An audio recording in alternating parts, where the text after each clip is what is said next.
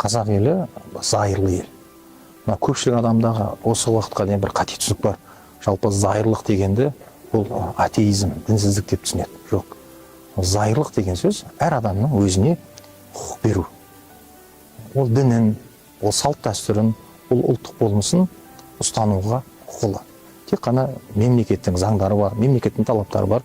Соған бойынсынып, талаптарын орындаса болды. Жалпы шариғаттың талаптары болсын, немесе бір зайырлы білім болсын. Жалпы мұсылман адам көзі ашық, көкірегі оюы болу керек. Бірақ өкінішке орай қолда бар алтынның қадірі жоқ дейді ғой. Негізі осы елде оқып, сол білімнің шығыңына жетуге бізде толыққанды мүмкіндік бар. Мектепте оқыған баламыз осы имандық жолына түсетін болса, осы дін жолында қызмет етуді таңдаймын дейтін болса, арнайы медресе колледждеріміз бар.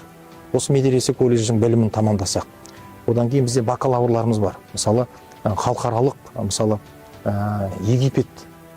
Египеттен Әл-Азхардың осы жерде арнайы бөлімі бар. Яғни Нұр Мүбарак атындағы үлкен университетіміз бар. Осы бакалавр 4 жылдық. Одан кейін сол білімін әрі қарай шыңдаймын дейтін болса, магистратурасы бар.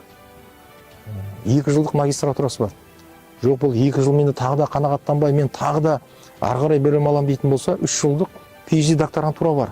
Яғни осы толыққанды осы білімдерді Қазақстанда үйрену арқылы білімнің бір белгілі бір деңгейіне жетуге болады.